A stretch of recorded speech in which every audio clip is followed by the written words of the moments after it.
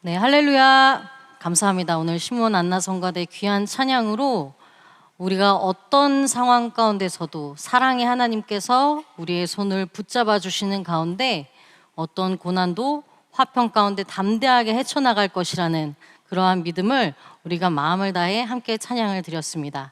정말로 너무 감사드립니다. 자, 오늘 말씀의 제목은 율법을 넘은 사랑, 십자가 제사로 완성된 평화입니다. 율법을 넘은 사랑, 십자가 제사로 완성된 화평입니다.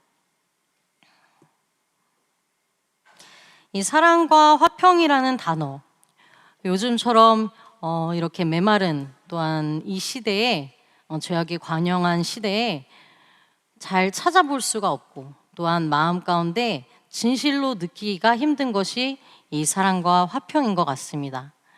그러한 가운데서 하나님께서는 원래 이 세계를 창조하시기를 태초에 이 세상을 창조하실 때 하나님께서 보시기에 심히 좋았더라 하는 완전한 평화의 상태로서 창조를 하셨습니다.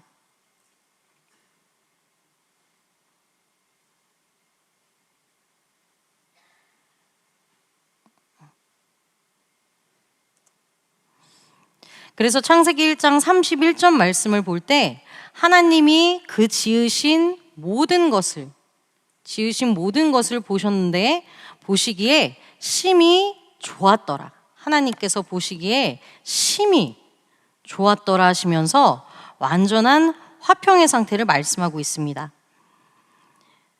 그래서 하나님의 형상대로 지으신 받은 인간도, 이 사람도 하나님과 친밀한 관계로 날마다 화평했습니다. 창조의 근원이신 하나님께 뿌리를 둔 완전한 평화의 상태였던 것이죠. 이때에는 사람도, 이 인간 사이에도 완전한 신뢰와 평화가 있었습니다. 그래서 창세기 2장 25절 말씀을 볼 때 아담과 그 아내가 두 사람이 벌거벗었는데도 부끄러워 아니했던 완전한 신뢰와 화평의 그러한 때가 있었습니다. 죄가 없기에 아무 거리낌이나 두려움도 없었던 것이죠. 그러나 아담과 하와가 선악과를 따먹음으로 우리 죄로 인해서 하나님과의 관계가 깨지고 그 근원이 된 관계가 깨지니까 사람과 또 이 세상과 하나님과의 모든 화평이 깨져버렸습니다. 사람이 겉으로 꾸며낼 수는 있지만 보이지 않는 내면, 우리 내면과 이 완전한 화평을 이룰 수 없는 불완전한 것이 되어버렸습니다. 이후 여자의 후손을 통해서 회복하겠다고 약속하시면서 이 선민 이스라엘 백성을 언약 백성으로 삼으셨죠. 하나님께서 친히 음성으로 들려주시고 또 친히 친수로 기록하시면서 그 관계를 회복하는 방법을 알려주셨습니다. 그것이 바로 구약시대의 율법과 제사법입니다.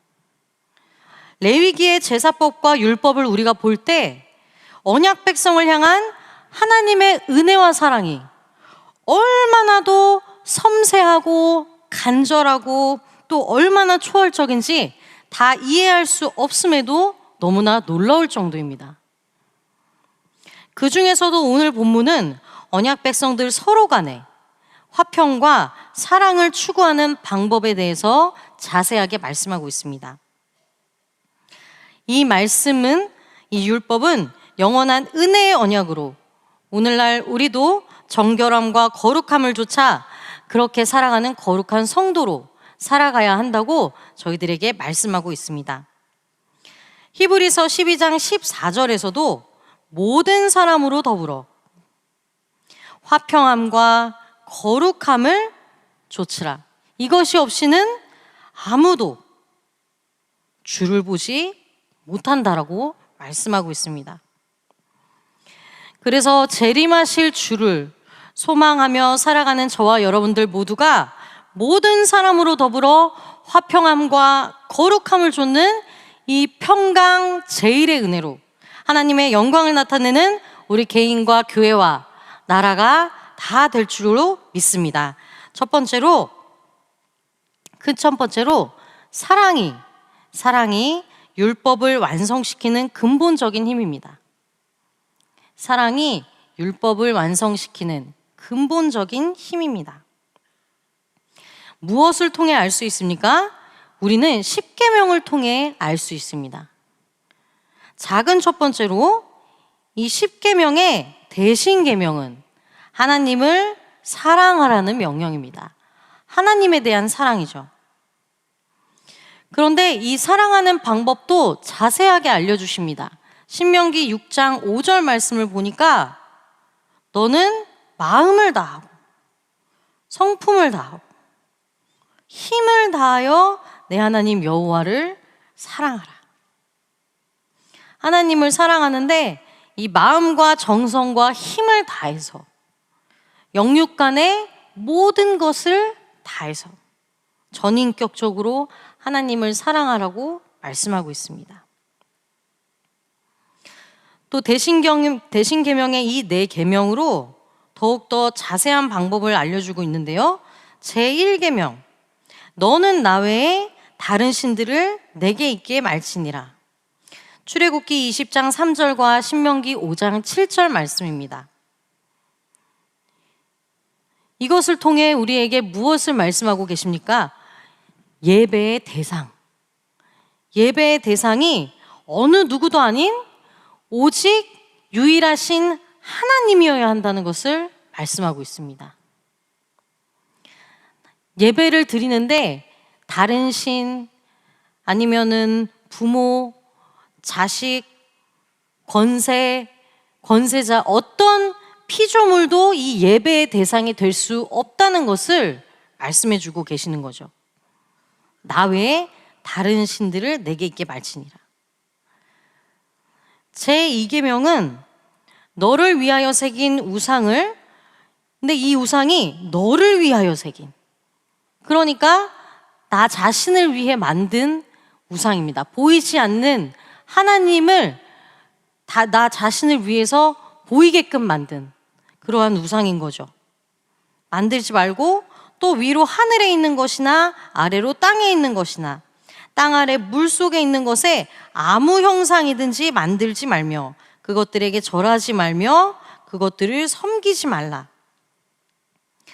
이것은 예배의 방법에 대해서 말씀하고 있습니다. 예배의 방법. 우리가 함께 하나님께 예배를 드리는데 그 예배의 방법 가운데 대상은 올바른다고 생각하지만 그 대상을 내가 원하는 대상으로 나의 고집을 꺾지 않고 드리는 그 예배는 방법이 잘못된 예배로 참된 예배를 드릴 수가 없다라는 것입니다. 예배를 드리는데 내 생각에 사로잡히거나 고집이 꺾이지 않거나 이렇게 되면 오히려 죄를 짓게 되는 것이라고 말씀하고 있는 것이죠. 그래서 우리는 하나님 앞에 완전히 엎드려서 나는 티끌과 같이 되고 오직 성령과 말씀 안에서 하나님의 자비와 은혜와 긍휼을 구해야 하는 것이 바로 이 예배의 방법입니다. 제3계명입니다. 너는 너의 하나님 여호와의 이름을 망령되이 일컫지 말라. 출애굽기 20장 7절과 신명기 5장 11절 말씀입니다. 이것은 예배의 정신을 의미함으로써 이 예배를 통해서 하나님의 이름만이 높임을 받으셔야 한다는 것을 말씀하고 있습니다. 하나님 여호와의 이름을 망령되이 일컫는 것, 하나님이 아닌 다른 사람, 다른 권세자, 어떤 다른 영광을 쫓아서 하나님 외의 이름을 높이지 않도록 하는 것이 바로 우리 이 예배의 정신이라는 것입니다. 대신 계명의 마지막 제4계명입니다. 바로 안식일을 기억하여 거룩히 지키라. 출애굽기 20장 8절에서 11절 또 신명기 5장 12절에서 15절 말씀입니다. 안식일을 기억하여 거룩히 지키라. 이것은 바로 예배의 시간에 대해서 말씀하고 있죠.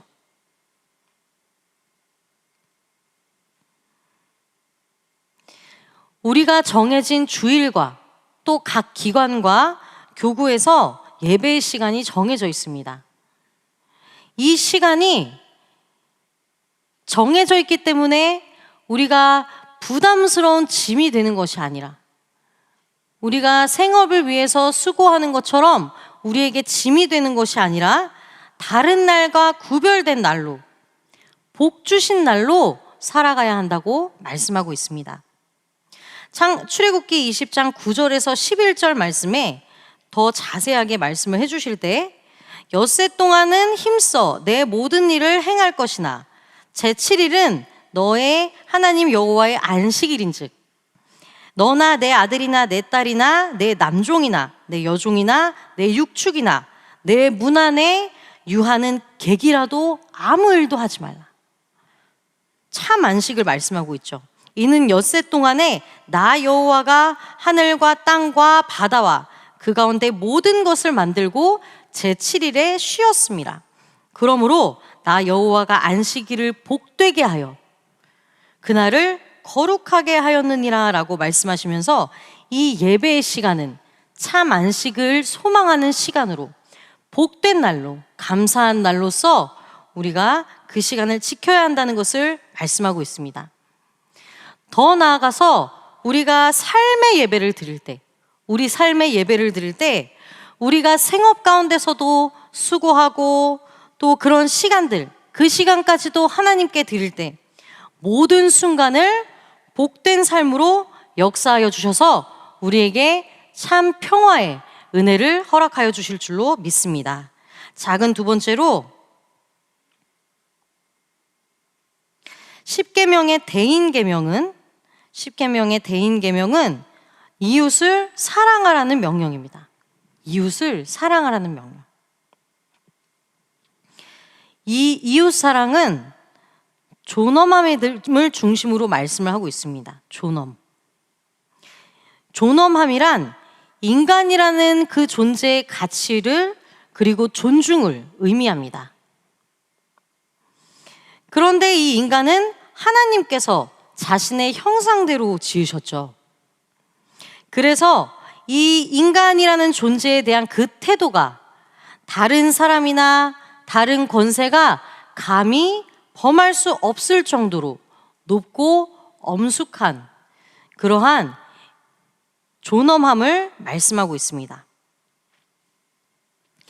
그래서 하나님을 사랑하지 않는 사람은 그의 피조물인 인간을 사랑할 수가 없고 또 인간을 사랑하지 않는 사람은 이 하나님을 사랑하지 않는 것과 같습니다. 요한일서 4장 21절 말씀 볼 때 우리가 이 계명을 주께 받았나니 하나님을 사랑하는 자는 또한 그 형제를 사랑할지니라 말씀하시면서 하나님 사랑이 곧 형제 사랑, 이웃 사랑으로 나타난다라는 것을 말씀합니다. 대인계명을 살펴보도록 하겠습니다. 제5계명, 내 부모를 공경하라. 부모라는 존재, 그 존재에 대한 존엄함을 말씀하고 있죠. 또 사회적인 권세, 모든 것이 하나님께서 정하신 바이기 때문에 그에 대한 존중하는 마음이 있어야 합니다. 또 제6계명은 살인하지 말지니라. 바로 생명의 존엄함에 대해서 말씀합니다. 생명. 나 자신의 생명도 또 다른 사람의 생명도 이 생명의 주권은 하나님께 달린 것이기 때문에 우리 믿는 성도들은 또 이 몸이 성령이 거하는 성전이기 때문에 거룩하게 지켜서 영생의 기업을 누려야 한다고 고린도전서 3장 16절에서 17절에 말씀하고 있습니다.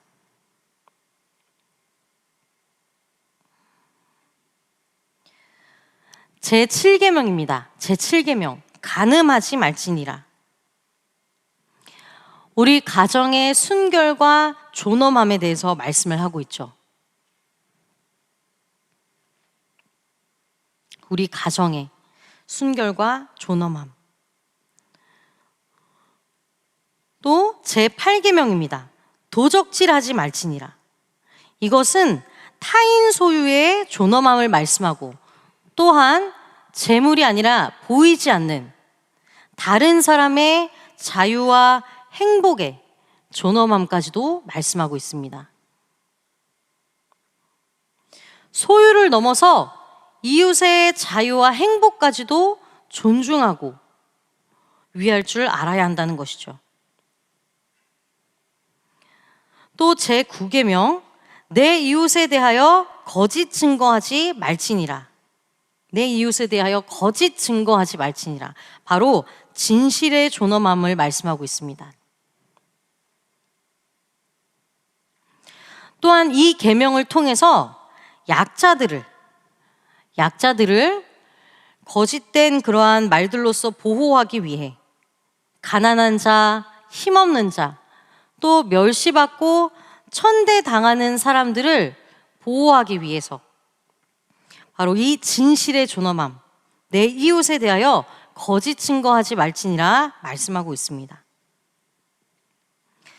10계명의 마지막으로 내 이웃의 집을 탐내지 말지니라. 바로 자족과 지족의 존엄함에 대해서 말씀하고 있습니다. 자족과 지족의 존엄함.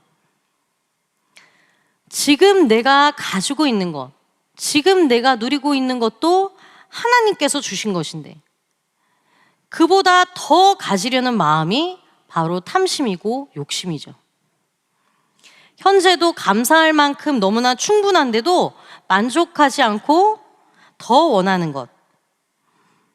바로 이 이웃의 집을 탐내지 말지니라 말씀하면서 그것을 금하고 있습니다. 잠언 30장 15절 말씀에서도 이러한 탐심에 대해서 경고하고 있죠.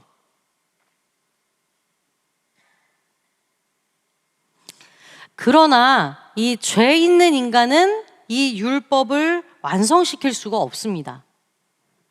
왜냐하면 율법을 완성시키는 근본적인 힘이 바로 사랑이기 때문입니다. 이 사랑은 모든 죄와 반대되는 원칙과 속성을 갖고 있기 때문에 죄가 있는 사람은 이 온전한 사랑을 발휘하지 못한 채 율법을 완성시킬 수 없고 완전히 지키지 못하는 것이죠. 우리는 그것을 성경을 통해서 알 수가 있습니다. 가인이 형제 아벨을 죽인 사건입니다. 가인이 형제 아벨을 죽인 사건. 창세기 4장 8절 말씀을 보니까 가인이 그 아우 아벨에게 고하니라. 그 후 그들이 들에 있을 때 가인이 아우 아벨을 쳐 죽이니라 라고 말씀을 합니다. 이렇게 가인이 아벨을 죽일 정도로 분노한 상태였습니다. 심지어 형제살인이라는 무시무시한 죄를 짓게 된 그 동기인 아벨을 죽였는데도, 그러니까 그가 죽고 나서 가인의 입장에서는 해결된 문제임에도 마음속의 분노는 사라지지가 않았습니다. 도리어 하나님께 화를 내죠. 창세기 4장 9절 말씀을 보니까 여호와께서 가인에게 이르시되 내 아우 아벨이 어디 있느냐? 그가 가로되 내가 알지 못하나이다. 내가 아우를 지키는 자이니까. 아벨을 향한 시기와 질투가 결국 살인으로 이어지고 하나님의 말씀에도 대적하게 되는 그러한 결과를 가져오게 된 것입니다. 이것을 볼 때 우리는 무엇을 알 수가 있습니까? 가인은 하나님을 사랑하지 않았습니다.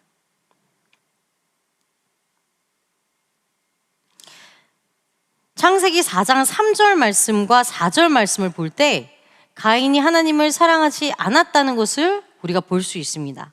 세월이 지난 후에 가인은 땅의 소산으로 제물을 삼아 여호와께 드립니다. 제사를 드린 거죠. 근데 아벨은 제물을 드릴 때 양의 첫 새끼와 기름으로, 그래서 하나님께서는 아벨과 그 제물을 연락하셨습니다. 똑같이 하나님께 예배드리는 형제였지만, 그러나 예배드리는 하나님을 사랑하는 그 마음이 마음과 성품과 힘을 다해서 사랑했는가, 그러지 않았는가를 보여주고 있는 것이죠. 또한 그 이후에도 가인이 자신의 재물을 연락하지 않은 그러한 일을 통해서 심히 분하여 안색이 변한 것을 볼 때, 진실로 가인이 또 그 자리에서 다시 한번 하나님을 사랑하고자 했다면, 하나님께 집중했다면 왜 자신의 재물을 받지 않으셨는지 회개를 구하며 기도하고 구했을 것입니다.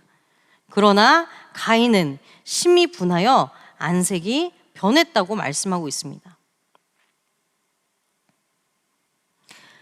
이렇게 하나님을 사랑하지 않았던 가인의 그러한 예배를 본 하나님께서는 그럼에도 불구하고 사랑의 하나님이시기 때문에 가인에게 표를 주어서 보호하심으로 은혜를 베푸셨다고 창세기 4장 15절에서 말씀하고 있습니다. 정말 크신 은혜의 사랑의 하나님이시죠. 또 우리는 사울이 다윗을 죽이려 한 사건을 통해서 그것을 알 수가 있습니다. 사무엘상 18장 7절부터 9절 말씀을 볼 때, 여인들이 뛰놀며 창화하여 가로되 사울의 죽인 자는 천천히요 다윗은 만만히로다.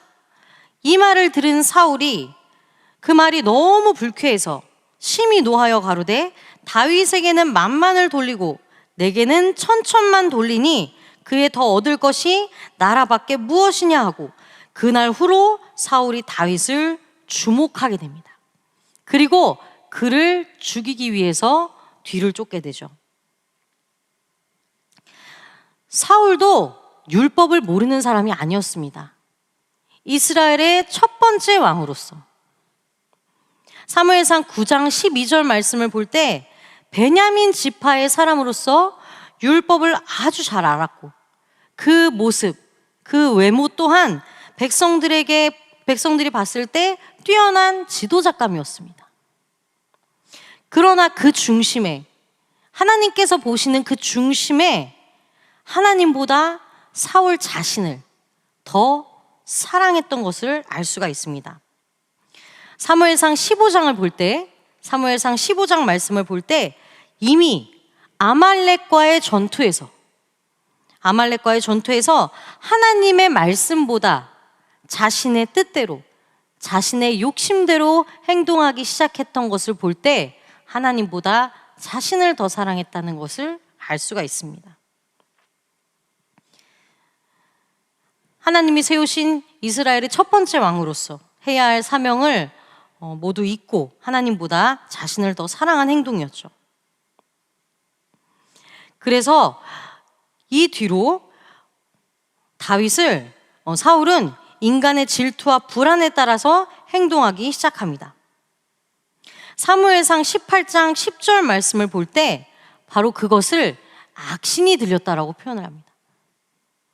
인간의 질투와 불안에 따라 행동하는 것. 오늘날 저도 하나님과 이웃을 사랑한다고 하지만 너무나도 불완전합니다. 마음에 거스름처럼 남아있는 이 감정들, 사람에게는 숨길 수가 있겠지만 하나님께는 숨길 수가 없어서 우리는 그 가운데 죄책감과 두려움, 또 남아있는 미움과 원망, 괴로운 마음을 갖게 됩니다. 그래서 사랑의 하나님께서는 친히 완전한 사랑의 길을 우리에게 열어주셨습니다. 큰 두 번째로 예수 그리스도께서 사랑을 확증하셨습니다.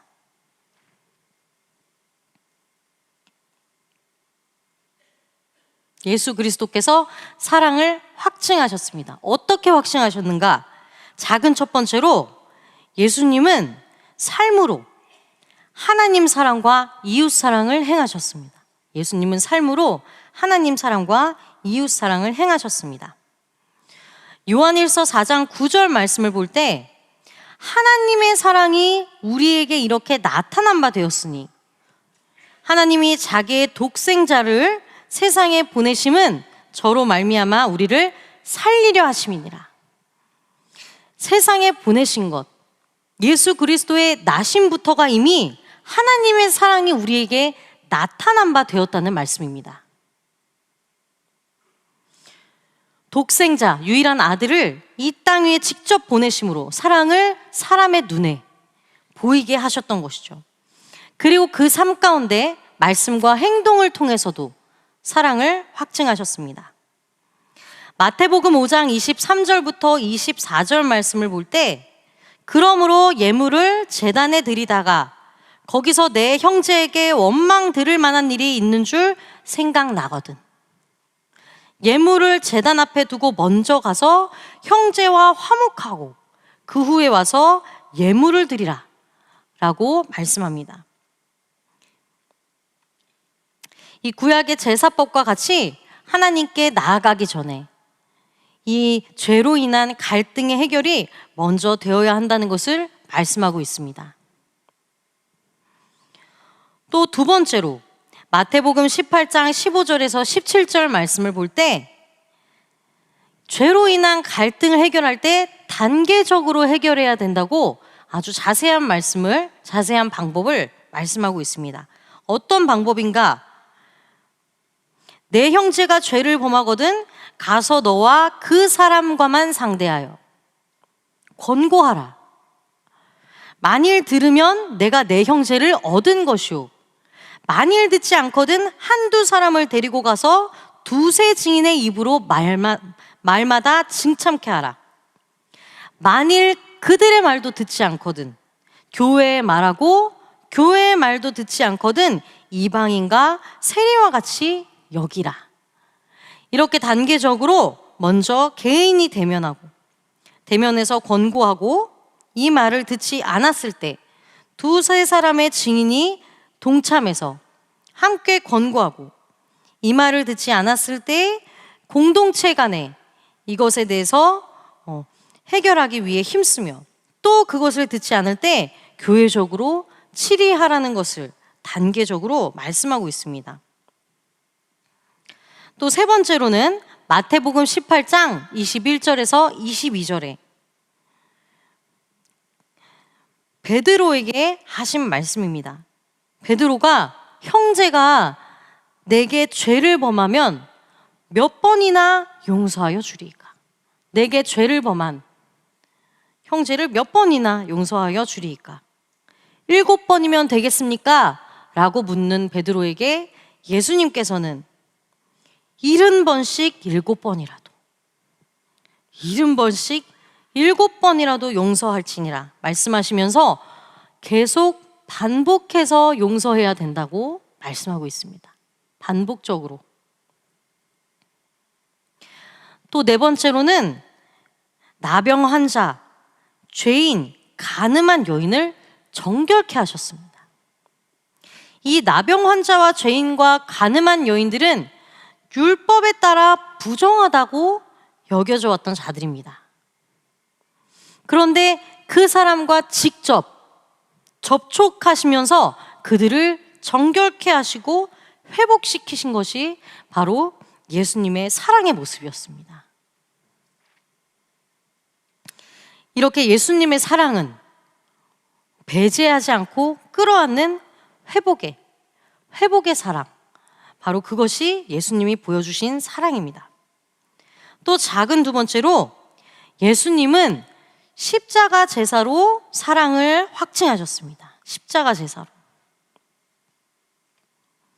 로마서 5장 8절 말씀을 볼 때 우리가 아직 죄인 되었을 때 그리스도께서 우리를 위하여 죽으심으로 하나님께서 우리에게 대한 자기의 사랑을 확증하셨다. 우리를 위해 죽으심으로 우리에 대한 자기의 사랑을 확증하셨습니다. 로마서 5장 11절 말씀을 볼 때 바로 이뿐 아니라 우리로 화목을 얻게 하신 그리스도로 말미암아 하나님 안에서 모두가 즐거워하는 모두의 화목이 이루어진다라고 말씀하고 있습니다.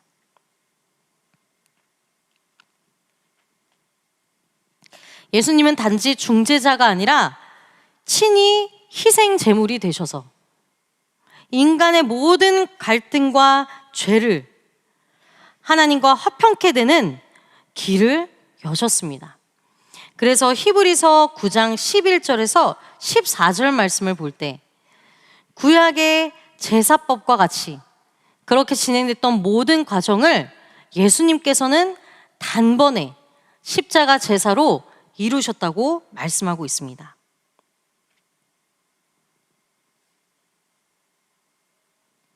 이렇게 완전한 사랑과 화평은 이제 율법을 넘은 사랑으로 십자가에서 흘리신 보혈로 이루어집니다.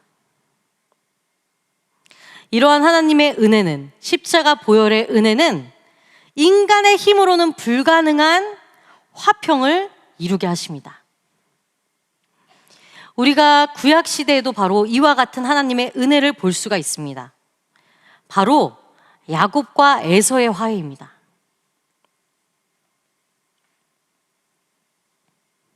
창세기 33장 3절부터 4절 말씀을 볼 때 야곱과 에서가 만났을 때 야곱을 치기 위해서 400인과 함께 야곱을 만나러 가던 에서, 그러한 무리 앞에서 야곱은 그들 앞에 나아가되 몸을 7번 땅에 굽히며 그 형 에서에게 가까이 갑니다. 그랬더니 에서가 달려와서 그를 맞아서 안고 목을 어긋맞히고 그와 입맞추고 피차 울었다라고 말씀을 하고 있습니다.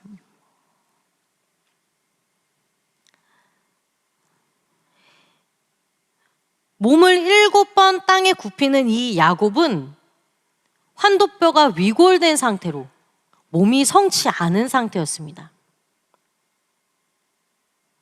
그런데 그 성치 않은 몸으로 하나님을 사랑하듯이 마음과 성품과 힘을 다해 하나님을 사랑하는 것처럼 에서에게 그 사랑의 모습을 보였던 것입니다. 그것을 보고 그 보여주신 은혜를 보고, 하나님의 은혜를 보고 바로 에서도 마음 가운데 있던 모든 분노와 모든 감정들이 다 녹고 완전한 화해, 반갑게 목을 안고 입 맞추고 피차 울었던 것이죠.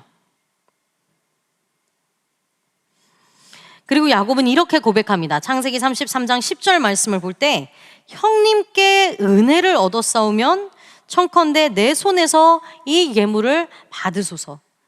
내가 형님의 얼굴을 배운 즉 하나님의 얼굴을 본 것 같습니다. 풀리지 않은 일로 야곱의 마음 가운데 있던 두려움과 죄책감과 이러한 많은 마음들이 하나님의 은혜로서 에서를 볼 때 마치 하나님의 얼굴을 본 것처럼 모든 응어리가 다 녹아 사라진 그 고백을 하고 있는 것입니다. 우리가 창세기 41장 51절 말씀을 볼 때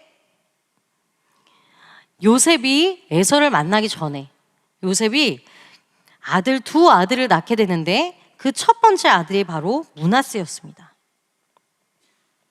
므낫세, 하나님이 나로 나의 모든 고난과 아비의 온 집 일을 잊어버리게 하셨다.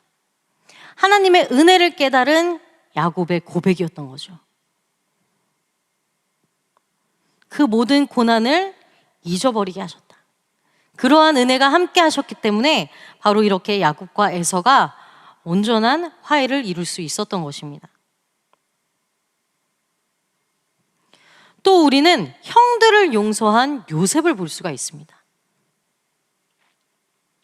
창세기 50장 19절부터 21절 말씀에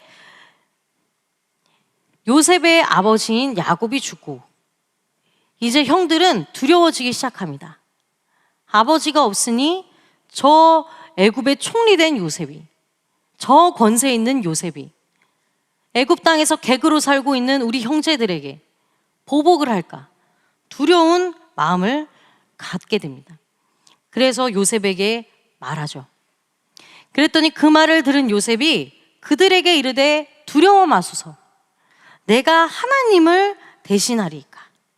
당신들은 나를 해하려 하였으나 하나님은 그것을 선으로 바꾸사 오늘과 같이 만민의 생명을 구원하게 하시려 하셨나니 당신들은 두려워 마소서, 내가 당신들과 당신들의 자녀를 기르리이다 하고 그들을 간곡한 말로 위로했다. 오히려 그들을 용서하고 더 나아가서 위로했다는 것을 알 수가 있습니다. 바로 이것이 인간의 힘으로는 불가능한 하나님의 은혜로만 이루어지는 사랑과 화평의 모습입니다. 결론적으로 우리는 성령과 진리 안에서 예배를 드림으로 완전한 화평을 회복하는 교회가 되어야 합니다. 성령과 진리 안에서 드리는 예배로 완전한 화평을 이루는 교회가 되어야 합니다. 바로 우리 교회의 이름처럼 제일로 평강한 교회, 평강이 제일인 교회, 예수 그리스도 대속의 은혜로 하나님의 역사로 바로 그러한 이름과 같은 참 평강 제일교회로 우리 개인과 가정과 교회와 나라를 이끌어 가실 줄로 믿습니다. 오늘 본문 말씀을 다시 한번 살펴보도록 하겠습니다. 오늘 본문에 레위기 19장 17절부터 18절 말씀에 너는 내 형제를 마음으로 미워하지 말며, 이 마음은 모든 죄의 시작입니다. 그래서 창세기 4장 5절에 마음에 분을 품음으로써 죄를 짓게 되고, 또 예레미야 17장 9절 말씀에 만물보다도 거짓되고 심히 부패한 것이 바로 이 사람의 마음이라고 말씀합니다. 또 마태복음 15장 19절에서도 인간의 악한 생각과 살인과 회방이 바로 이 마음에서 나온다. 그런데 이 마음을 사람의 눈으로는 보이지 않아서 모습으로 행동으로 숨길 수 있겠지만 예레미야 17장 10절 말씀에서는 하나님께서는 이 심장 폐부까지 내 마음의 중심까지도 꿰뚫어 보신다고 말씀하고 있습니다. 그래서 이 레위기의 말씀을 통해서 형제를 대하는 마음, 만약에 미움이 있다면 그 미움이 있는 나의 마음을 점검하라. 나의 마음에 형제에 대한 어떤 마음이 있는가를 잘 살피라고 말씀하고 있습니다. 그때 이 미워하는 마음이 있다면 그것을 가만두지 말고 하나님의 은혜를 구해서 어떻게 해야 하느냐? 이웃을 인하여 죄를 당치 않도록 그를 반드시 책선하라 말씀하고 있습니다. 현대인의 성경에서는 이렇게 말씀합니다. 그것 때문에 죄를 짓지 않도록 그와 맺힌 것이 있으면 풀어라. 그것 때문에 내가 죄를 짓지 않도록.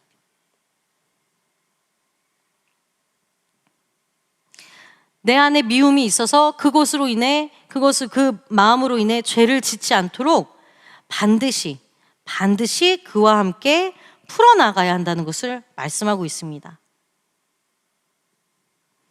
마태복음 18장 14절부터 18절과 또 히브리서 3장 13절 말씀에도 성도 서로 간에 피차 권면하면서 그리스도의 몸된 교회로서의 우리 공동체를 세워나가야 한다고 말씀하고 있습니다.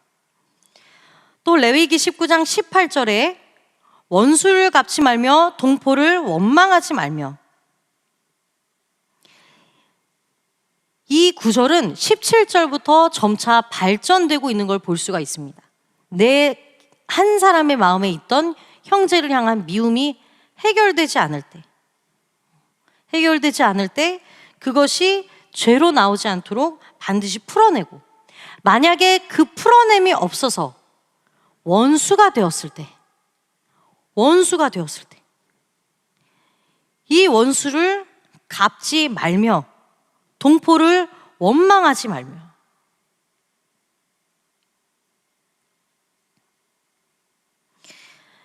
이 원수에게 복수하는 일은 하나님의 것이라고 분명하게 말씀하고 있습니다.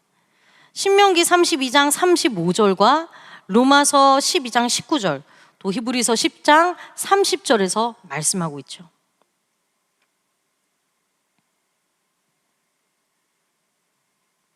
하나님의 것.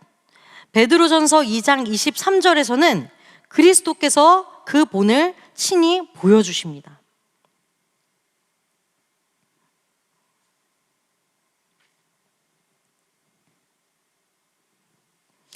여기서 특별히 이 원망하다라는 단어는 유지하다라는 뜻을 같이 갖고 있습니다.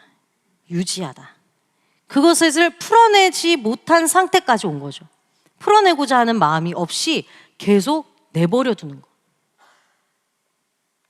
그래서 시편 103편 9절과 또 예레미야 3장 5절과 12절에서는 이 원망이라는 단어로 노를 한없이 품다라는 뜻을 말씀합니다. 노를 한없이 품다. 그러니까 미움으로 인한 분노가 지속돼서 저기를 쌓아가는 거죠. 그런데 예레미야 3장 12절 말씀을 볼 때 우리가 하나님의 은혜를 구해야 하는 이유가 무엇입니까? 하나님께서도 노를 영원히 품지 않으시고 우리를 긍휼히 여겨주셨다는 것을 우리가 기억해야 합니다. 그래서 이렇게 이웃을 사랑하는 그 결론의 말씀으로 이웃 사랑하기를 내 몸과 같이 하라. 나는 여호와니라 라고 말씀하면서 그 이웃, 그러니까 나에게 죄를 지은 이웃도, 나에게 잘못은 저지른 이웃도 내 몸과 같이 사랑해야 한다라고 말씀하고 있습니다. 내 몸처럼, 내 몸에게 해가 되는 것을 우리는 안 하게 되죠. 또 나 자신의 유익에 있어서 나 자신의 유익을 생각하듯이 다른 사람의, 이웃의 유익도 생각하고 나에게 쏟아붓는 그러한 마음만큼 다른 사람에게도 관심과 사랑을 베풀어야 한다고 말씀하고 있습니다. 바로 이렇게 이 어려운 사랑과 화평을 이뤄내는 그 능력을 예수 그리스도 대속의 은혜로 저희들에게 허락하여 주신 줄로 믿습니다. 이 시대 우리가 살아가는, 함께하는 신앙의 여정이 사랑과 화평이 이루어지기 힘든 환경, 사건, 많은 일들이 있습니다. 작게는 우리 가정 안에도, 내 안의 화평도 내 가정 안에, 우리 구역 안에, 우리 지구 안에, 교구 안에, 우리 교회 안에,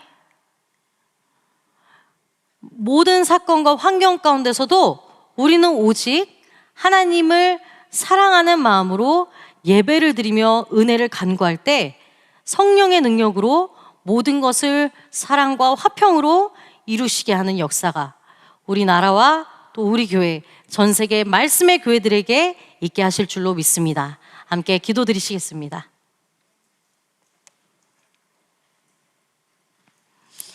사랑에 한이 없으신 하나님 아버지, 그 사랑으로 저희를 먼저 하나님과 화목해 하시는 이 예배로 언약 백성 삼아 주셔서 오늘도 주일 3부 예배 거룩한 안식일을 참 기쁨으로 누릴 수 있도록 인도하여 주심에 진심으로 감사를 드립니다.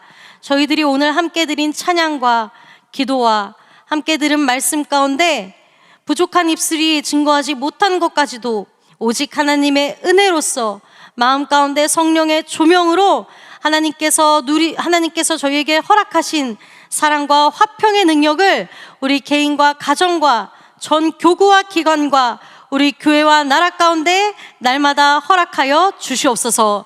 그리하여서 이 시대적인 사명을 이뤄나가는 말씀의 교회로서 화평된 그 상태로 하나님의 영광이 떠나지 아니하므로 전 세계 열방에 하나님의 영광을 나타내는 귀하고 복된 사명을 감당하는 우리 평강제일교회 전 세계 말씀의 교회들 될 수 있도록 인도하여 주시옵소서. 저희들이 준비하는 대성회 모든 일정들이 바로 그러한 하나님의 영광을 나타내고 그리스도 안에서 즐거움으로 화목해 하시는 역사를 저희들에게 허락하여 주심을 믿고 감사를 드리며 이 모든 것 예수 그리스도의 이름으로 간절히 기도드리옵나이다. 아멘.